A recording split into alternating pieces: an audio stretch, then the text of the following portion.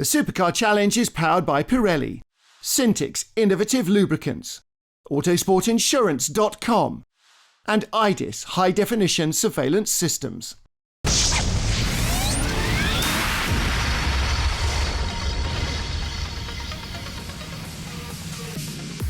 Brands Hatch in Kent for round 6 of the Supercar Challenge powered by Pirelli for the Sport and Supersport classes. This legendary British Parkland circuit is one of the most challenging on the calendar. It's a real favourite with drivers because of the soaring elevation changes and the blind corners, but it's feared as well because of its limited runoff areas if you make a mistake. An ideal playground then for our touring cars and perfect weather. For the 6th round of the series, we'll take a look at both 60-minute encounters. Pole in the Supersport class didn't go to one of the regular pole sitters, but to Bob Herbert, who made the switch with the Mercedes-AMG touring car from the faster GTB class to Supersport. Pole might not come as a surprise, but he himself explains why a victory in Brands Hatch is not quite as likely. Yeah, pole position. Pole is just one quick lap, but in the race I think I'll have a lot more trouble because the weight of this car is much higher than my rivals. But we'll see how it goes. I'm here to have fun, and that's all that counts. Alongside him on the front row, Koen Bogaerts, the championship leader. He's sharing his BMW this weekend with Peter van Solen. Erik van der Munkhoff, second in points, and Bas Schouten line up on row 2. And just behind, looking back at Dennis de Boerst and Martin de Klein, their Seat Leon Cup racer, relatively heavy, 5th place in qualifying, very impressive. And Ruud Olly lines up 6th in his GTR V8 M3. Looking forward at our pole sitter, Bob Herbert, in the Mercedes. It's one of the old Superstars V8's cars, powerful but heavy, and that will be a problem with tyre life here. He leads though into Paddock Hill Bend, second Koen Bogaerts, third Erik van der Munkhoff, dropping down and climbing up the rise towards Druids. Right behind the yellow nose of Bas Schouten, looking left and right into the hairpin. Well, the 1500 kilo Mercedes may canter along nicely at top speed, but it takes a lot of slowing down and takes a lot out of the tyres coming off the corners as well. The lighter, less powerful cars behind may soon be putting Bob Herbert under real pressure. For the moment though, van der Munkhoff into Surtees, and he's not only looking at the inside of Koen Bogaerts, but as we saw there, looking inside him was Bas Schouten, and Schouten slow off Surtees and through Pilgrim's drop under pressure from the Seat. Well, the Seat's challenge would soon wither as the weight paid against it, dropping down to 8th position as the battles raged in front. Koen Bogaerts taking the lead, Bob Herbert's heavy Merc dropping positions here, Ruud Olly hassling him for 2nd spot. Trouble for Erik van der Munkhoff though, minor bodywork damage. He had to come in twice to get it fixed, finishing 13th in class and losing valuable championship points. Points leaders Bogaerts and van Solen end up 5th because of their result seconds as Ruud Olly shakes off his bad luck and romps to win number 2 in a row this season. Bob Herbert taking 2nd, guest drivers Michael Verhagen and Fred Kavanagh completing the podium. After pit stops I was leading the race and nobody closed up. It was fantastic. I thought I'd be second behind the Mercedes, but I was all on my own for the second half of the race. Excellent. In the sport class, 3rd in qualifying went to Carlien Bergsma in the Lotus Exige, first time out without teammate Peter de Jong. Her time was close to that of Stan van Oord, the 18-year-old rookie Renault Clio driver who's been showing great progress this year, but fastest in qualifying for both races, Wiebe Weitses with the Renault Clio RS, really eager to regain the championship lead and show that he's the quickest man around Brands Hatch. Such an amazing track, he said. Out the back, you really need to have a lot of guts to keep your good pace up, and that's what I like most. It feels really good to have gained a couple of points by claiming 2 pole positions. I really need those for the championship. Well, he managed to keep up that pace throughout the race, chased by Stan van Oord and Carlien Bergsma in 3rd place, while championship leader Rob Neiman, just 6 points ahead coming into Brands Hatch, struggled and would lose the lead. Chris Votenbach Vandenbroek had suspension problems. They're 3rd in the championship, doing just enough laps to get points in race 1. Rob Neiman finishing in 5th place. Wiebe Weitses even picked up a drive-through penalty for a missed-time pit stop, but still had enough in hand to win the first race of the weekend, his 5th of the season in the sport class. Carlien Bergsma and Clio driver Niels Kool joining him on the podium. ja, met een drive-thru toch nog even laten zien dat ik hier toch wel... Even with the drive-thru I was able to win. Really shows I know my way around the track. He said, I'm really happy with this result. Showed everyone I'm the fastest. We're back in the game for the championship. I'm very proud of the team. Ja, top. After sunny first race, a little overcast for race 2, but still dry at Brands Hatch. Bob Herber on pole from Koen Bokaerts in the BMW. Eric van der Munkhoff and Dennis de Borst, Martin Klein's Seat Cup racer, lining up in 4th place on the grid, so a little change in the order there. Ruud Olly 5th, yellow and white Carl Bas Schouten in 6th position. Rolling off the Grand Prix loop through clearways, the Clark curve, and ready to start. Safety car pacing the field. With the Mercedes on the right-hand side, that's the downhill side of the grid. The left-hand side, as drivers see it, is uphill. Doesn't make much difference at a rolling start, but you are just a little better placed on the outside for Paddock Hill Bend. So, on the outside, can Koen Bokaerts take advantage? Well, Eric van der Munkhoff has gone off like a scalded cat, and looking back from the Seat. Dennis de Borst taking time to get up to speed. Around the outside goes Bas Schouten, as he did in race 1, up to 4th place immediately. Battle for the lead under braking, but it is still Bob Herber in the Mercedes who has the lead. Seat out very wide, and Ruud Olly through on the inside, changed for 5th position. So the Seat from 4th on the grid down to 6th place already, and battling behind as well. Dennis de Groot goes by Michael Verhagen in Graham Hill Bend. Busy first couple of corners. Jan van der Kooi in the black and yellow Lotus, moving up from 13th to 11th, going by Dennis Hubberlin in the yellow and grey Seat. Van der Kooi opening the attack on Peter Selden's red BMW E36 out of Surtees. Let's see how that fares down the straight. The Lotus has got by already. Van der Kooi had qualifying gearbox problems. Michael Verhagen dropped back to 7th place, but he's now right behind the Seat. Down through Dingledale and up the inside into 6th spot he goes. Looks like Dennis de Borst being very cautious with the tyres. Bob Herber, Koen Bokaerts, that your top 2. Eric van der Munkhoff under all sorts of pressure in 3rd place. There's most of it from Bas Schouten's yellow nose. Through clearways, over the brow, dropping down through the Clark curve and up onto the Brabham straight. 2.5 mile Grand Prix circuit. Very quick and very unforgiving here at Brands Hatch. Cresting the rise, turning in blind over the top of the hill into Paddock Hill Bend. The onboard camera actually shows you more than the driver sees. Then this real stomach-churning roller coaster down and back up to Druids. This is a classic overtaking opportunity, but can easily outbrake yourself. Around the outside goes Koen Bokaerts. Almost got around Bob Herber, but then ran out of traction on the grass and only just got back on in front of Eric van der Munkhoff. So Herber still leads in the Mercedes from Koen Bokaerts, then van der Munkhoff, Bas Schouten with the yellow nose, Ruud Olly in 5th, Michael Verhagen's BMW in 6th, ahead of the Seat of Dennis de Borst. Let's take a look again here. Let's ride on board with Koen Bokaerts. Defensive inside line from Herber. Bokaerts carries speed well around the outside, but when he runs out of road there, a little bit of oversteer as he gets onto the throttle. Does well to tuck back into 2nd ahead of Eric van der Munkhoff. Good to have a stab at Druids, but if you get it wrong, it can cost you places. Bob Herber's Mercedes unable to escape from the queue of BMWs behind. Bokaerts, van der Munkhoff, Schouten, Olly, and then Michael Verhagen in 4-1-6. Gap back from him though to 7th place. Battle rages and up into 7th has gone the Lotus of Jan van der Kooi. Well, here's why. Out of Druids with Dennis de Borst. Dennis de Groot goes down the inside into Graham Hill Bend. Seat's got nowhere to go, eased out all over the dirt, busy shaking his fist at the BMW driver, and the loss of momentum means into Surtees, there's someone inside him, and it's Jan van der Kooi in the Lotus Exige. And van der Kooi with a good run there also gets a run going on the BMW. Down into Pilgrim's Drop, straight through on the inside up to Hawthorne Bend.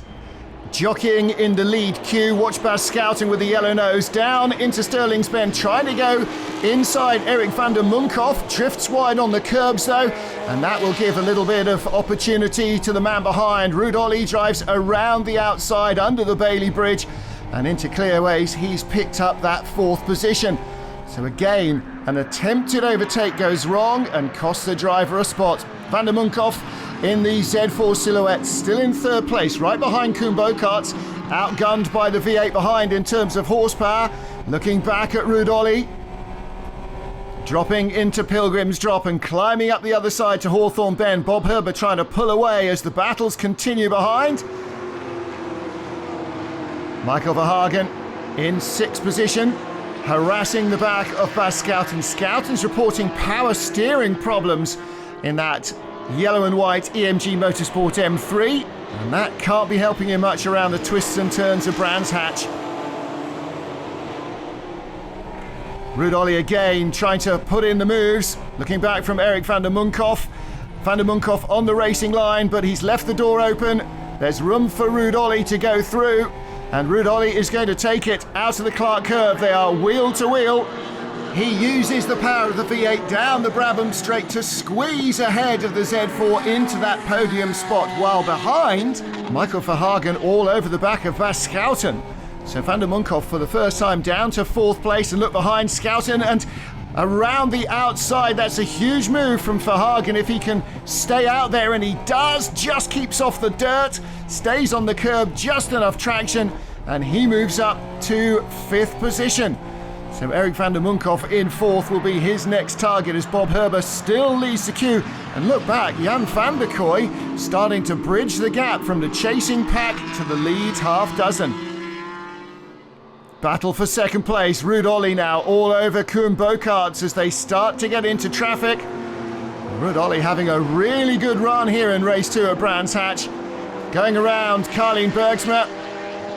Through into Sheen Curve they go, and Van der Munkhoff has been passed. Michael Verhagen got by him. Not sure if Erik van der Munkhoff was a little cautious trying to lap that Lotus, but whatever. That has cost him 4th place. Verhagen moves up again. Bob Herber leads, and Ruud Ollie trying to go high, wide and handsome into Paddock Hill Bend. He's on the racing line. The tight defensive line could work for Koen Bokaerts, and does. Can Ruud Ollie shove it up the inside into Druids? No, he's not close enough. He's going to go the long way round the outside. Has he got enough grip there from those big fat slicks? Not quite enough. Michael Verhagen right behind in that all-white M3. And the ex-World Touring car Andy Priaulx chassis of Koen Bokaerts really feeling the pressure here. And this is just a little bit of relief for Bob Herber. The problem for Herber, of course, is that if they get by Bokaerts, then they'll be free to attack the Mercedes for the lead. Fantastic touring car racing here on the Grand Prix circuit at Brands Hatch. Koen Bokaerts really soaking up the pressure well. Ruud Ollie in 3rd place with the motorsport stripes, then Michael Verhagen, Erik van der Munkhoff. And again, towards the end of the lap, down the inside, Ruud Ollie, he's very confident on that inside line. And he is undone the 2nd place man. Through he goes, Koen Bokaerts, championship leader, pushed down to 3rd. And Michael Verhagen, look in his rearview mirror, is right behind him as well. No respite at all for Koen Bokaerts in 3rd place. Trying to apply pressure again to Ruud Ollie.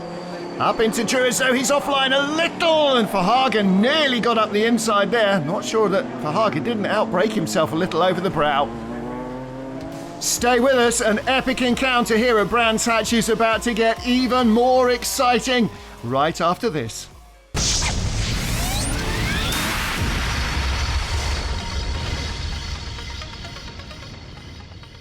The Supercar Challenge is powered by Pirelli, Syntix Innovative Lubricants, Autosportinsurance.com, and IDIS High Definition Surveillance Systems.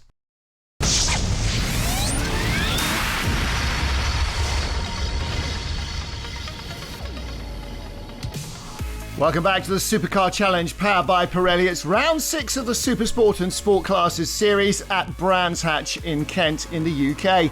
In race 2, Bob Herber leads from the Mercedes AMG from pole position, led all the way through the first half of the race. Koen Bokaerts in the 3 Series BMW, and Erik van der Munkhoff started off in 3rd place, the 2 championship contenders, but soon under attack from Ruud Ollie, winner of the first race of the weekend, and the V8 in his M3 producing more top speed as he moves his way through the field to 2nd place. A convincing performance. But the lead group, including Herber and Ollie, have to deal with a large number of result seconds added to the mandatory pit stop time at the compulsory midway stop. Bokaerts and Van Solen have the 3rd most result seconds.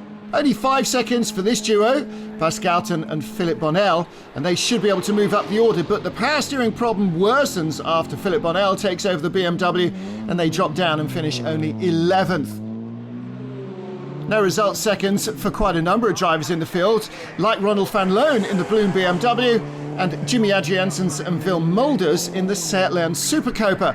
Adriansens returning to the series after a massive crash in Assen 2 years ago, but neither car will make it onto the podium. And nor will Luc van Loon, chasing Peter van Solen in 4th place, spinning as he turns into Paddock Hill Bend, a lurid moment. Doesn't hit anything, but he loses 2 places to Marc de Graaf in the White 1 series he shares with Dennis de Groot, and Martin Short in a car he shares with Richard Neary, who started at the back. And Short soon on the back of this battle for 2nd place. Fred Kavanagh in 2nd, gets it wrong at Dingledale. Through goes Peter van Solen and Martin Short. Short's BMW not registered for the championship, and in fact that car finished the Barcelona 24 hours just a couple of weeks earlier after a lot of work from the team. But Short using his knowledge of British circuits to drive around the outside of Peter van Solen into clearways and snatch 2nd place. Erik van der Munkhoff in the Z4 Silhouette with the black highlights, struggling with a defective paddle shift, meaning he's having to use the lever manually and having to get used to using pedals as well. Not ideal. Martin Short passes him for the lead towards the end of the race, but again Short not registered for championship points, so van der Munkhoff still looking to score a hatful if he can get his head around the old school gear change. Peter van Solen in 3rd place. Right behind is the 1 series of Marc de Graaf. And de Graaf looking to try and find a way by, dropping down into Dingledale. Need to carry the speed through Sheen Curve. And you can see Peter van Solen in front, sliding around. Big slide from the 1 series as well. Up to the left at Stirling's Bend. He's having a lunge. Down the inside, that's very tight. And very brave and very committed, and through he goes. But Van Solen, oh, that was naughty. He's Peter van Solen a little towards the grass when he should have given him racing room. Hangs on to 2nd place though, not too much contact between them. But here comes Van Solen. Marc de Graaf on the inside defensive line. Van Solen doesn't figure there's a long way around there. Well, you need to have taken your bravery pills to go outside at Paddock, and you need to trust the driver on the inside, and I'm not sure that he did. Philippe Bonnell in the yellow BMW, struggling with that power steering, is right in front of them. Leader's gone through, and this might be another opportunity now for Peter van Solen with Marc de Graaf into Graham Hill Bend. Oh, and Bonnell is right where he didn't need to find him. Slows down. And through goes Van Solen, or tries to. Little bit of contact there, trying to make the gap. Let's take a look again from Peter van Solen's view. Sees the 1 series he's going to be held up, and he gets on the power on the outside, but Bonnell is slow for him as well. Tries to find a way through. In fact, the contact came from the 1 series, not from the 3 series. So that's twice that Marc de Graaf has hit his rival. The rigours of the Barcelona 24 hours haven't affected the speed of the Roll Centre Racing BMW. Martin Short, the fastest man on track, takes fastest lap as well as he and Richard Neary win the race. Shorty reappearing in the championship in yet another different vehicle after racing Moslers and Radicals and who knows what else in years gone by. From the back of the grid, yeah, Richard did a fantastic job. His pace was amazing and it gave me enough room, and they said we were 8 seconds behind the leader, and as I got close to him he just started making mistakes and I knew we were on. It was great. It's great. I love Supercar Challenge. It's such fun with the equalisation. It's such fun to be able to win from the back of the grid. Brilliant. A trying weekend for Erik van der Munkhoff, closing just 2 points on the series leaders, who could tie up the title next time at Spa-Francorchamps. With pole position, Wiebe Weitzes has effectively tied the lead in the sport class with Rob Neiman. Starting from pole and leading the race. Second is Chris Voet in the Peugeot. Stan van Oort, the blue and yellow Clio, third, ahead of Niels Cole, and Rob Neiman in 5th position. Niels Cole driving the Clio 4 with its 220 horsepower turbo engine, has more speed on the straight, moves up to third place, seems to be the perfect car for the sport class right now. And he drives around the outside of Stan van Oord and then closes in on Chris Vogt, down into Sterling's Bend, being brave around the outside on the grass and through the gravel. Keeps his foot in it and tries to escape the clingy stuff, but drops down the order. Wiebe Weizsäß building a comfortable lead in his Renault Clio. Nobody can hold a candle to him this weekend. While joint championship leader Rob Neiman loses fourth place to the orange and yellow car of Marco Poland. Heading into the pit stops, a little bit of a reshuffle. Stan van Oord drops down to fourth place. And then attacking up the inside of Marco Poland at Druids, he'll claim third spot. Rob Neiman in fifth place, eventually moving himself up to fourth in the background. Important gain of points for the championship, but for his point of view, Wiebe Weizsäß miles away out front. Stan van Oord takes Bart van der Broek in the Peugeot RCZ for second place. And Peugeot didn't end up with a penalty after easing Niels Cole off track, incidentally. And after their suspension problems in race 1, happy to take a podium here in race 2. But there was one man head and shoulders above the rest. Win number 2 of the weekend, win number 6 out of 12 starts this season for Wiebe Weizsäß, 24 seconds ahead of Stan van Oord, setting fastest lap time as you might expect on the way to another successful race win. He's now won half the encounters this season. No wonder he's looking a very happy man.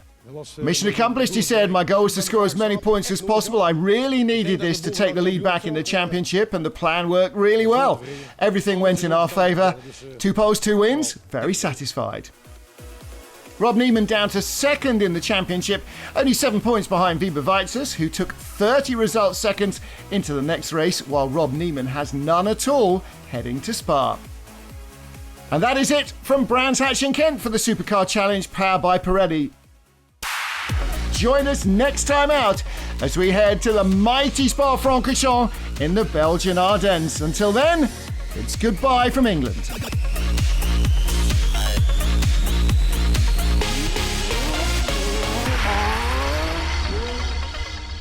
The Supercar Challenge is powered by Pirelli, Syntix Innovative Lubricants, Autosportinsurance.com, and IDIS High Definition Surveillance Systems.